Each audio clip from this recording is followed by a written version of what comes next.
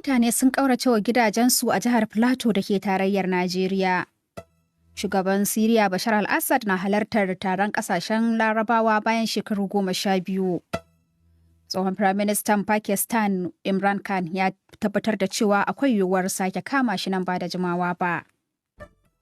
Rahotanni daga jihar Plateau da ke tarayyar Najeriya na nuni da cewa sama da mutane 3,000 ne suka rasa mahallansu sakamakon rikicin da ya barke tsakanin manoma da makiyaya. Rikicin ya kuma halaka mutane 85 a jihar da dama ta yi ƙaurin suna a rikice-rikicen da ke da nasaba da addini da kuma ƙabilanci.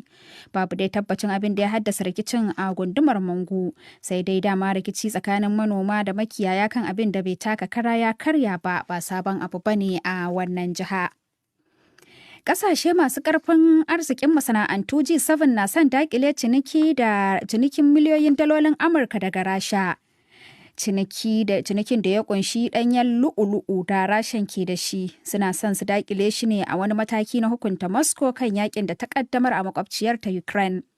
Jakadun ƙasashen da dama sun shaida kamfanin dillancin labaran Jamus DPA cewa ɗaukar wannan matakin zai kassara kuɗin shiga da Rasha ke samu da kuma zai iya rage ƙarfin da take da shi na yin yaƙi.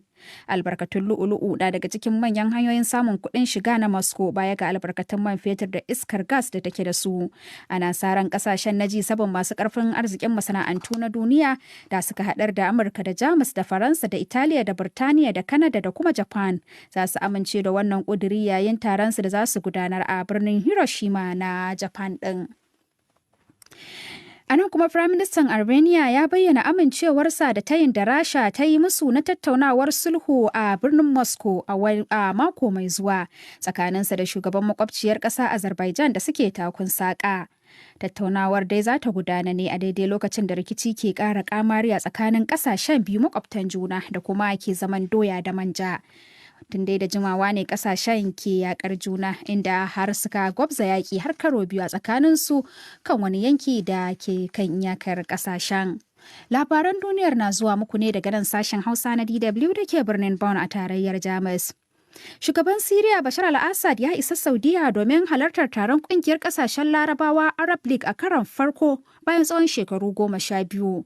Wannan dai na alamta komawar ƙasarsa cikin ƙungiyar ta ƙasashen Larabawa sakamakon yakin basasar da ƙasarsa ta sha fama da shi a yayin guguwar juyin juya hali da ta tashi a ƙasashen Larabawan. Rahotanni sun nunar da cewa ya isa birnin Jeddah na Saudiya kwana guda gabanin taron ƙungiyar mai mambobi 22. Wannan kuma na zuwa ne makonni biyu bayan da ƙungiyar ta amince da sake komawar Siriyan cikinta, abin da ya kawo ƙarshen dakatarwar da aka yi mata na tsawon shekaru. Saudiya dai na ke zaman mai masaukin baki a taron na daga cikin kasashen da suka rinka marawa 'yan tawayen Siriya masu dauke da makamai da ke kokarin kifar da gwamnatin Assad din baya a yayin yakin basasar da Damascus ta tsinci kanta a ciki. Akwai yiwuwar a gudanar da sabon zaben shugaban kasa da na 'yan majalisa a kasar Ecuador cikin watan Agustan wannan shekara. Matakin dawo da zabukan da aka shirya gudanarwa a shekara ta 2025 baya dai na zuwa ne bayan da shugaban kasar Guillermo Lasso ya rusa majalisar dokoki ta hanyar amfani da wata doka sakamakon fuskantar barazanar tsigewa da yake daga bangaren adawa. Lasso dai ya bayyana halin tsaka mai wuya da kasar ta iko da ke ciki da kuma matsalolin cikin gida da na siyasa a matsayin dalilan da suka sanya shi rusa majalisar. Jami'an 'yan sanda a Pakistan sun mamaye gidan tsohon Firaministan ƙasar Imran Khan yayin da ya rage sa'o'i 24 na wa'adin da aka bashi na ya mika wasu da ake zargi da tayar da zaune tsaye yayin da aka tafke shi da kuma aka ce ya ɓoye su a gidan nasa ke cika.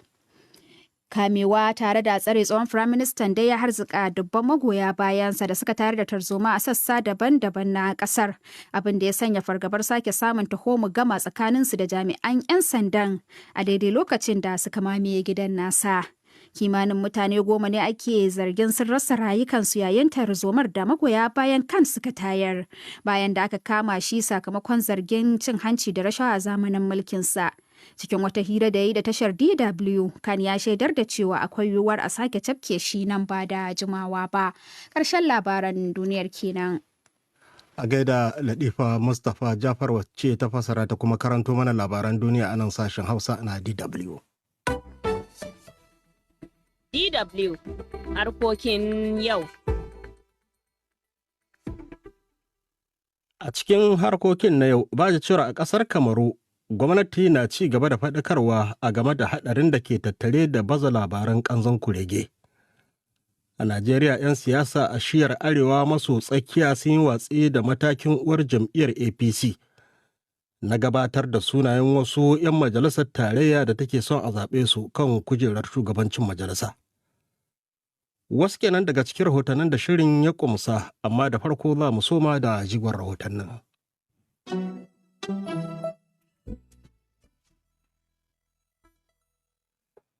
Ofishin kula da ayyukan jin ƙai na Majalisar Ɗinkin Duniya OCHA ya ƙaddamar da shirin samar da kuɗaɗe don gudanar da ayyukan jin ƙai ga mutanen da ke fama da ƙarancin abinci mai gina jiki, saboda barazanar yunwa a jihohin Borno da Adamawa da kuma Yobe. Majalisar dai tana fuskantar giɓin kuɗin da take buƙata da ke barazana ga ayyukan nata. Daga Abuja, wakilin West Abubakar Idris ya aiko mana da wannan rahoto.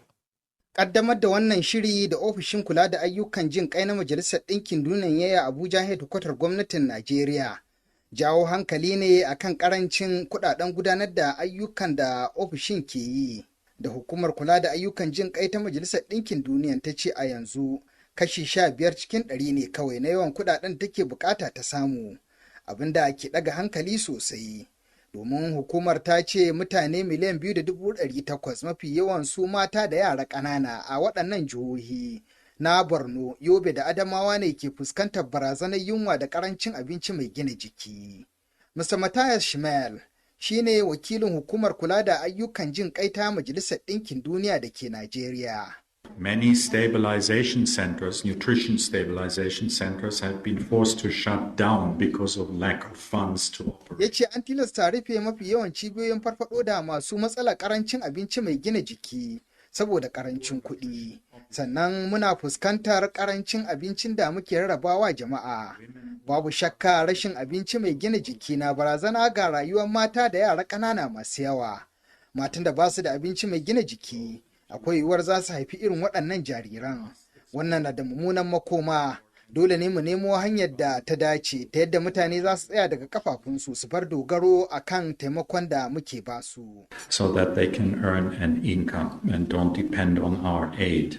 Tun daga shekara ta 2020 ne da ake fuskantar raguwar kuɗaɗen da ake gudanar da ayyukan jin ƙai a yankin arewa maso gabashin Najeriya.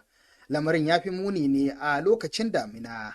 Domin akwai wuraren da ba a iya kaiwa gare su saboda matsala ta rashin tsaro da ma daminar da ke sanya hanyar ba ta biyuwa.